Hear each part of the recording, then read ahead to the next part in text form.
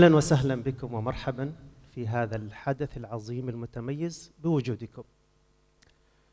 أتحدث اليوم عن العبقرية. معكم سيد الراوي، معلم مهتم بقضايا التعليم والتعلم، لي أبحاث محكمة حول التعليم الإلكتروني وأثره على التحصيل الدراسي للطلاب وعلى طلاب الدمج الشامل. هل العباقرة يصنعون أم يولدون؟ لم يشغلني هذا الأمر، ولكن شغل الكثيرين قبلي.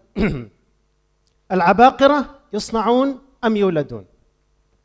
إذا كان العباقرة يولدون فلا مجال للتعب ولا مجال للبحث ولا مجال للتدريب، إذ أنهم يولدون فهي منحة من الله سبحانه وتعالى يمنحها لمن يشاء من عباده. إذن سيكون الأمر مقفلا والباب موصدا، فلا مجال للعبقرية.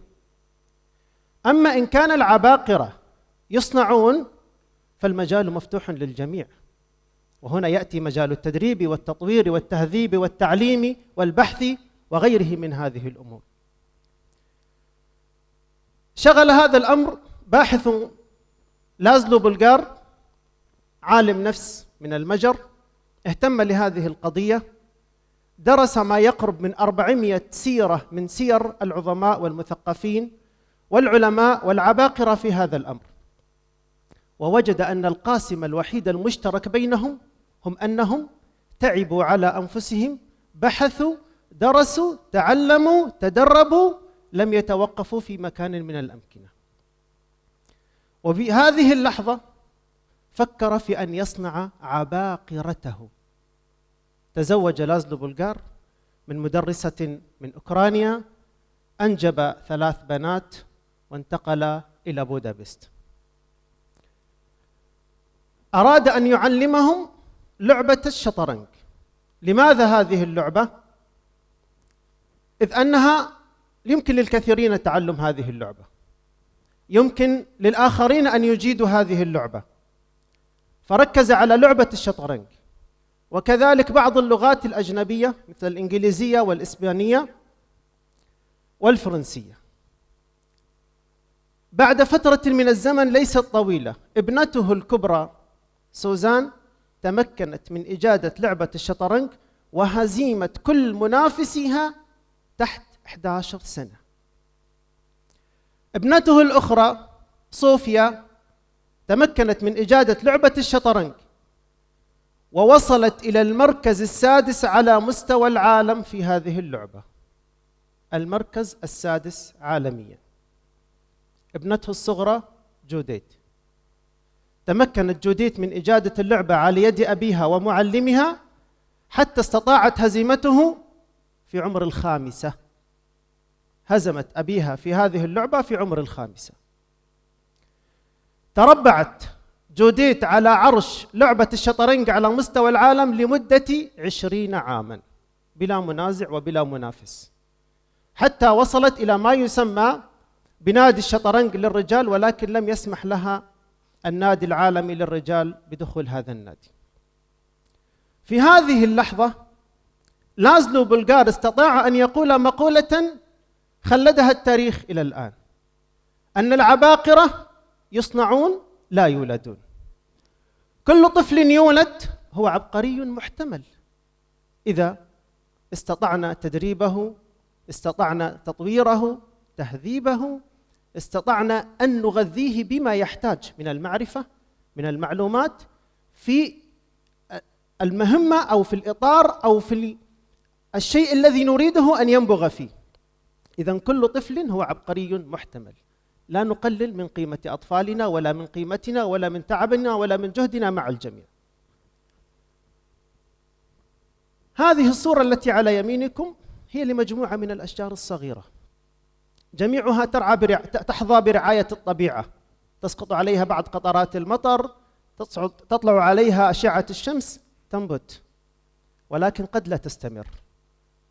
تصفر أوراقها ويدق عودها وتتساقط واحدة تلو الأخرى، إذ أنها لم تحظى بالرعاية الكاملة.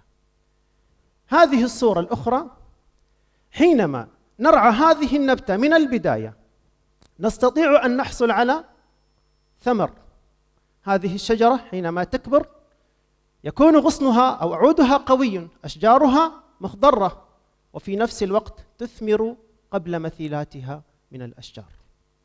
إذن العبقرية تحتاج رعاية من الصغر، تحتاج رعاية من البداية، تحتاج تفقد إلى ما يبدعه أبناؤنا وهم صغار، لا نترك ذلك هباء منثورا. حجر الصوان بحاجة لمن يطرق الشعلة الكامنة فيه. حجر الصوان ملقا في الأرض مثله مثل باقي الأحجار، داخله شعلة كامنة. حتى نخرج هذه الشعلة لابد من أن يطرق بحجر آخر حتى تخرج هذه الشعلة. حتى يستطيع الناس الاستفادة من دفء هذه الشعلة لابد أن نطرق هذه الشعلة داخل حجر الصوان. لذلك نحن بحاجة إلى من يطرق هذه العبقرية فينا وفي أبنائنا. ما دورنا كمربين كمعلمين؟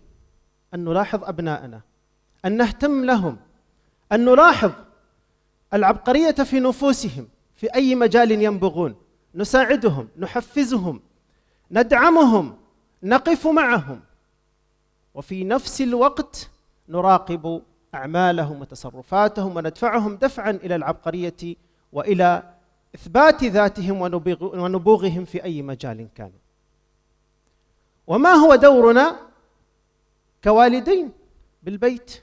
الأم، الأب، الأسرة لا يقل دورا عن دور المدرسة، بل هو قد يكون أكثر أهمية، إذ أنهم هم الملاصقين للطفل في البيت. إذن عليهم أن يلاحظوا هذه العبقرية ويلاحظوا تصرفات الطفل، أي شيء يحب، أي شيء يريد. علينا أن ندعم هذا النبوغ الصغير، علينا أن ندعم هذه العبقرية الصغيرة حتى تثمر عبقريا كبيرا في المستقبل نستظل بظله ونستدفئ بدفئه وبحرارته وبقوته حتى يكون تاجا ونبراسا في المستقبل. ماذا علينا جميعا؟ مربين، معلمين، أولياء أمور، مؤسسات تعليمية وتربوية، هيئات، علينا جميعا أن نهتم بهذه العبقرية. علينا أن نهتم بعباقرتنا الصغار. كما قلنا كل طفل يولد هو عبقري محتمل متى؟ إذا قمنا بتدريبه، إذا قمنا بتطويره، إذا قمنا بدعمه، إذا قمنا بمساعدته. في هذه اللحظة قد نحظى بعبقري المستقبل في آن قريب. في آخر شيء أود أن أوجه رسالة لي ولكم: لا تنسوا عبقريتكم ولا عبقرية أبنائكم. ابحثوا عنها، اكتشفوها، ادعموها بالتطوير والتدريب والتهذيب. وفي نهاية حديثي أقول لكم: تصبحون على عبقرية. شكرا لكم.